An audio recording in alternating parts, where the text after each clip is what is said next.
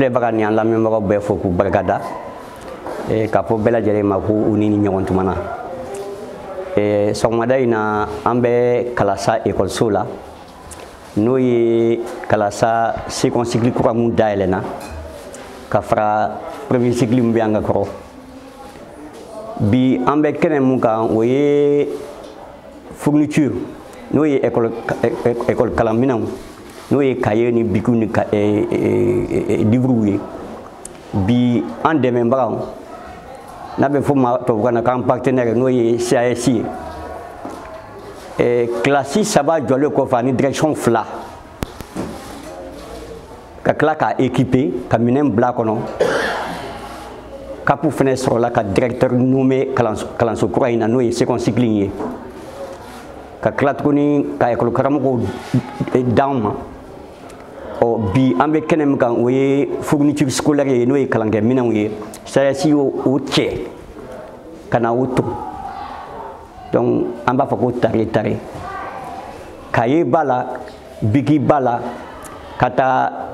4e année ma fo 9e année ka taa première année ma plutôt fo 9e année o livre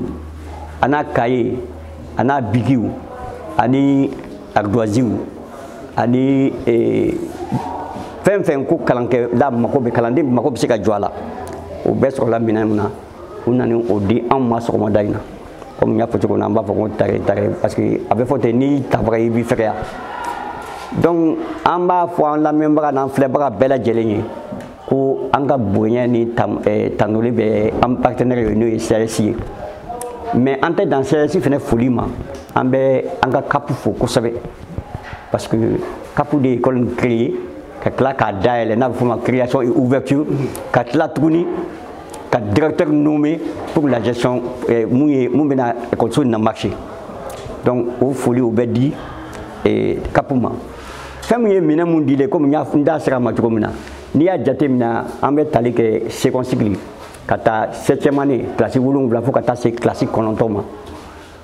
cahier paquet n'a fɔ o ma cahier ma ko 100 pages cahier ma ko 200 pages o paquet kelen dira écoleden kelen na bɛɛ ma ka tila ka bic bleu fila ani bic rouge kelen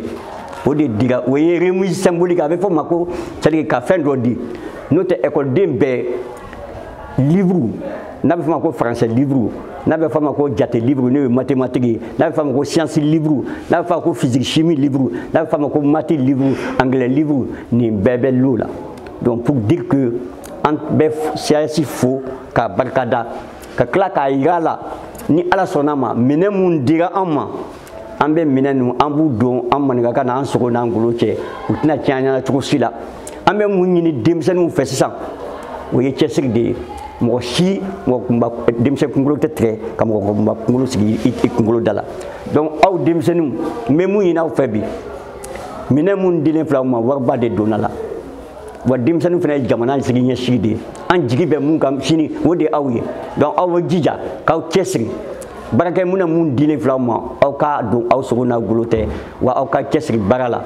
kalan kana dan kilasi kɔnɔna ma dɛ n'a ye taga so a ye exercices kɛ aw taa aw tɔɲɔgɔn fɛ n'a ma mun faamuya